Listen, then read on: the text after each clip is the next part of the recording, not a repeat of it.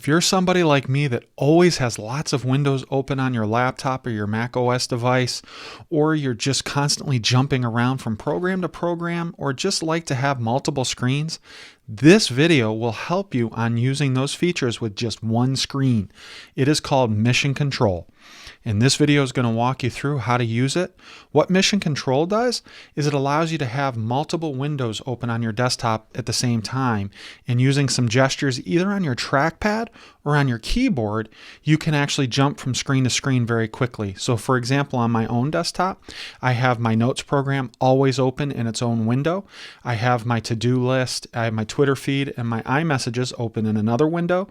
I have two main screens that I can jump between and have anything open that I just am using at the moment. I have my email in another window open and my calendar in another one. So that puts me up to 6 windows that I can quickly jump between with just a swipe on my trackpad.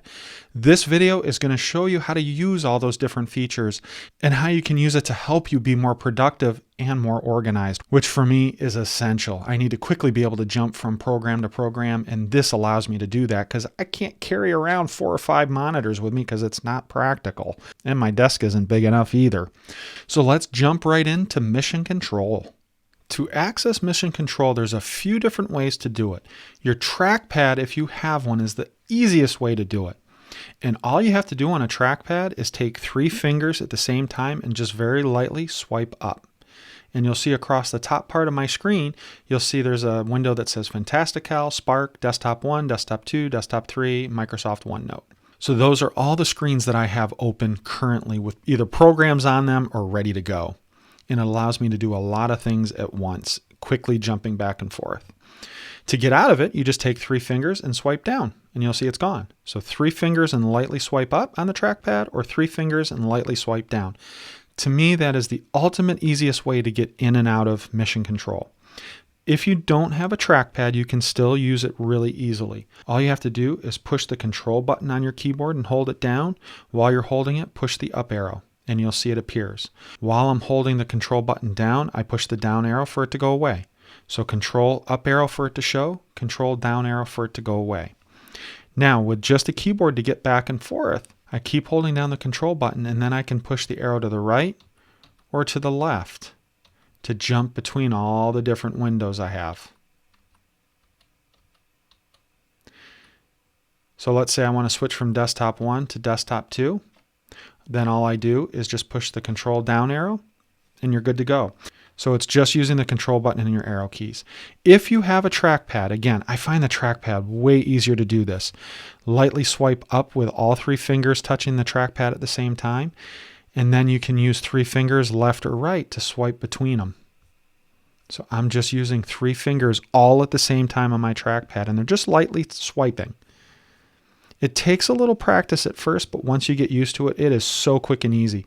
So I could be working on Desktop 1, swipe up, swipe over, and then I'm on my Twitter feed or my Todoist or my text messages, and then I want to get back over, I swipe back over, then I just click in it to remove it.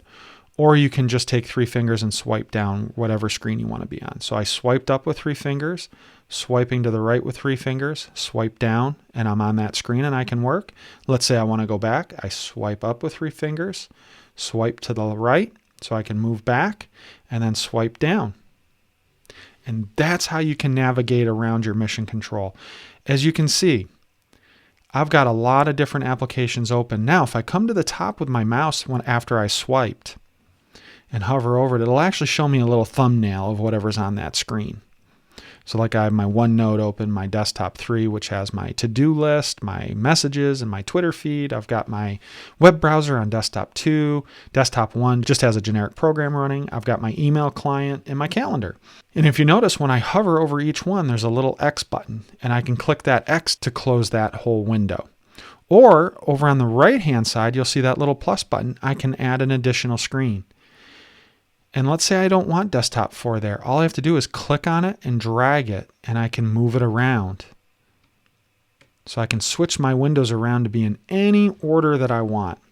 And now I don't want that Desktop 2. I click on the X button, and it's gone. And I swipe down, and there I go. I'm right back. The last piece of this, let's say I'm on Desktop 2. Let's say I don't want my Safari browser to be on Desktop 2. all I have to do is click in the area where you move it around, and I can click and drag it right into the right-hand side. So you'll see I drove my mouse right into the left-hand side of that screen, and it jumped over to the next desktop. And if I swipe up, it's no longer on desktop 2, it's now on desktop 1. Let's say I want to move that browser window back over to the other desktop. I click on it so I can move it around and drive it right into the right-hand side of the screen, and it jumps right back. Now it's on desktop 2. So that's how you can organize each desktop. Just click and drag the programs around to move them from screen to screen so you can get those programs on that screen that you want.